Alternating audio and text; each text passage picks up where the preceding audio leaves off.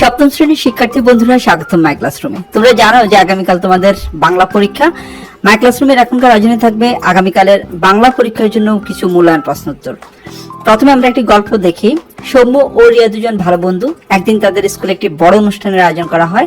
অনুষ্ঠানের দিন সৌম্য অসুস্থ হয়ে পড়ে। তখন স্কুলের শিক্ষকরা রিয়াকে বক্তব্য রাখতে বললে রিয়া প্রথমে ভয় পড়ে, এবং কারণ সে কখনো এত বড় দর্শকের সামনে কথা বলেনি।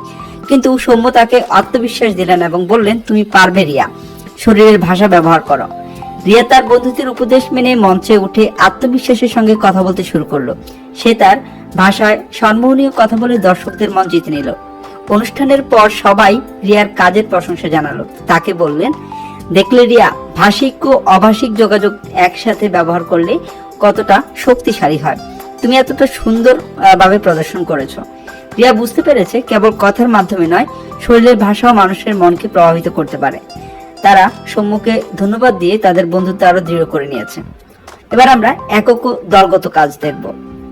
প্রথম প্রশ্নটি হচ্ছে, ভাষিক যোগাযোগ রক্ষায় অভাষিক যোগাযোগ রক্ষায় সচেতনতা সমূহ আলোচনা করো। এটা কাজের ধরন হচ্ছে একক, এটি একক কাজ।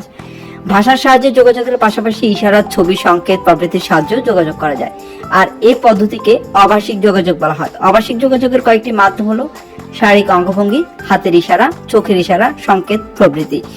এসব মাধ্যমে যোগাযোগ রক্ষা করা যায়, তবে এক্ষেত্রে অবশ্যই সচেতন থাকতে হবে যেন কোনো প্রকার অশালীন অঙ্গভঙ্গি করা না হয়। হাত ও চোখের ইশারাও যেন শালীনতা বজায় থাকে, সেদিকে সতর্ক থাকতে হবে। ছবি সংকেতের ক্ষেত্রেও সচেতনতা ও সতর্কতা অবলম্বন করতে হবে, অর্থাৎ ভাষিক যোগাযোগের পাশাপাশি অভাষিক যোগাযোগের ক্ষেত্রেও সর্বোচ্চ সচেতনতা অবলম্বন করতে হবে। এ ছিল অভাষিক যোগাযোগের রক্ষায় সচেতনতা সমূহ। পরের প্রশ্নটি হচ্ছে, ভাষিক ও অভাষিক যোগাযোগের মাধ্যমগুলোর তালিকা দাও। আমরা কিছু তালিকা এখানে তৈরি করেছি। ভাষিক যোগাযোগের মাধ্যম: কথা বা শব্দ শোনা, ফোনে আলাপ করা, রেডিও শোনা, টেলিভিশন দেখা, সংকেত ভাষা। আর অভাষিক যোগাযোগের মাধ্যম হচ্ছে কথা বলা, ফোনে বার্তা পাঠানো, বই পড়া, কাগজে লেখা বা কম্পিউটার টাইপ করা, ইশারা ভাষা বা ব্রেল পদ্ধতি।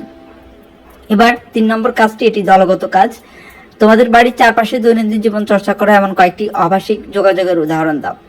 এগুলো হচ্ছে যেমন বাক প্রতিবন্ধী, আমার এক বন্ধুর সাথে অঙ্গভঙ্গির মাধ্যমে যোগাযোগ, এটা অভাষিক যোগাযোগ। তারপরে হচ্ছে নৃত্য, চিত্রকর্ম প্রভৃতির মাধ্যমে উপস্থাপিত বিষয়। রাস্তা পারাপারের সময় ট্রাফিক সিগন্যাল, বাতির রং দেখে আমরা রাস্তা চলাচলের বিষয় জানতে পারি ও বুঝতে পারি। মাথা নাড়িয়ে হ্যাঁ না সূচক মনোভাবের প্রকাশ করা। আবার এক আত্মীয়ের ইশারা ভাষা ব্যবহার করা।